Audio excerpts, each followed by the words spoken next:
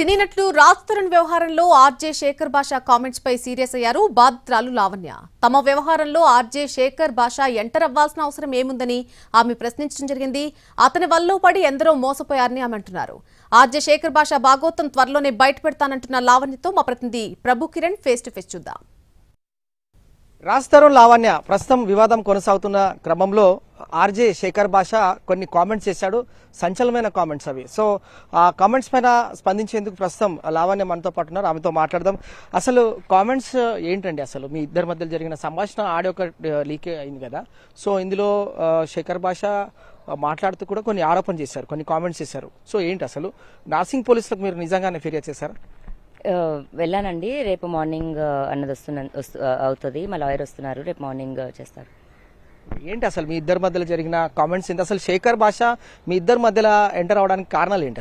అసలు అతను ఎవరో మాకు తెలియదు. ఫస్ట్ నిజంగానే మగజాతి ఆనిముత్యం అని అనుకున్నాను. బట్ తర్వాత పేడ్ ఆర్టిస్ట్ అని తెలిసింది. నాకు ఇప్పుడు కూడా అతని మీద కోపం ఏం లేదు. కాకపోతే పర్సనల్ లైఫ్ లోకి ఇన్వాల్వ్ అయ్యి మాట్లాడుతున్నాడు.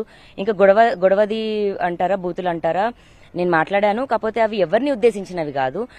నాకు నా 10 ఏళ్ల జీవితానికి జరిగిన ఒక పెయింది. నేను నా భర్తతో 4 గోడల మధ్యలో మాట్లాడుకున్న ఒక దాన్ని తీసుకొచ్చి అతను ఆర్జేకి ఇవ్వడం, ఆర్జే శేఖర్ భాష ఏమో మొత్తం అన్ని మీడియాల్లోకి వెళ్ళి పదే అదే నిమిషం ప్లే చేస్తూ ఉండడం, నన్ను బ్యాడ్ చేయాలన్నదే ఉద్దేశం. 1 ఇయర్ నుంచి రాజు ఏదైతే చేస్తున్నాడో, మాల్వి ఏదైతే చేస్తున్నాడో, వాళ్ళ తమ్ముడు ఏదైతే చేస్తున్నాడో, ఇప్పుడు +1 ఆర్జే శేఖర్ భాష ఆడాడు తప్ప ఇంకా అంతకుమించి ఏం లేదు. నేను బయటకు వచ్చి నేను చెప్తున్న పెయిన్ మీ అందరికి అర్థమై ఉంటే నన్ను ఎవరు తప్పుపట్టరు అని నేను కోరుకుంటున్నాను.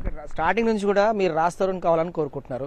సో సడన్ గా శేఖర్ భాష, ఆర్జే శేఖర్ భాష ఎంటర్ అవడానికి అసలు ఆర్జే శేఖర్ భాషను పంపించింది రాజే అండి. అంటే మరి ఇతను ఇన్వాల్వ్ అయ్యి అడిగాడో, నేను చేస్తా భయ్యా అని అడిగాడో, మరి లేకపోతే రాజు చేయమన్నాడో నాకు తెలియదు. కానీ మా లైఫ్ లో అంతకు ముందైతే అతను ఎప్పుడు లేడు. నేను కూడా అతను ఎప్పుడు చూడలేదు. మరి బిగ్ ఎఫ్ఎం లో అతని వాయిస్ కూడా నేను ఎప్పుడు వినలేదు. రాజ్ లైఫ్ లో కూడా అంతకు ముందైతే లేడు. ఫ్రెండ్ అన్నదైతే అబద్ధం. ఎందుకు అబద్ధం చెప్తున్నాడో తెలీదు. మా లైఫ్ లో ఇన్వాల్వ్ అయ్యే రైట్ అయితే అతనికి లేదండి.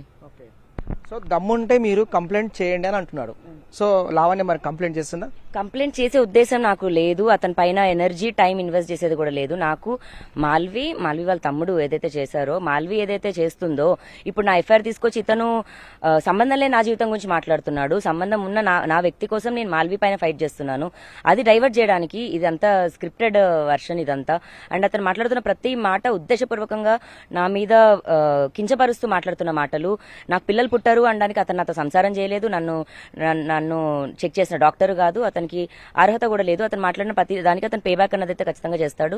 కంప్లైంట్ రేపు పొద్దున ఇస్తాను. మరి అది అతన్ని అరెస్ట్ చేస్తారా, జైలుకి పంపిస్తారా, లేకపోతే అతనికి ఇంకేదో చేయాలని కాదు. అతను మాట్లాడిన తప్పు.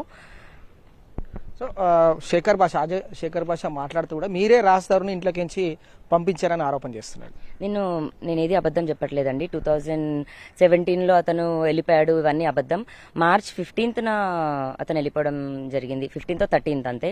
ఈ ఇయర్ 2024 13th మాత్రం ఇంట్లోంచి వెళ్ళిపోవడం జరిగింది. నేను పంపలేదు. పంపితే నేను ఎందుకు బయటకు వస్తానండి? ఇన్ని సంవత్సరాలు రాని మనిషిని ఈ రోజు నేను వచ్చానంటే నేను దేనికోసం వచ్చానని ఒకసారి అర్థం చేసుకోండి.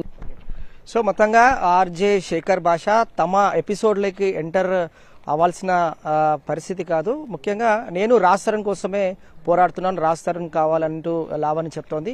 సో ఆర్జే శేఖర్ భాష పైన కూడా కొంతమంది బాధితులు ఉన్నారు, విక్టిమ్స్ ఉన్నారు. వారందరూ కూడా పోలీసులను ఆశ్రయించే సిచ్యువేషన్ కూడా ఏర్పడుతుంది.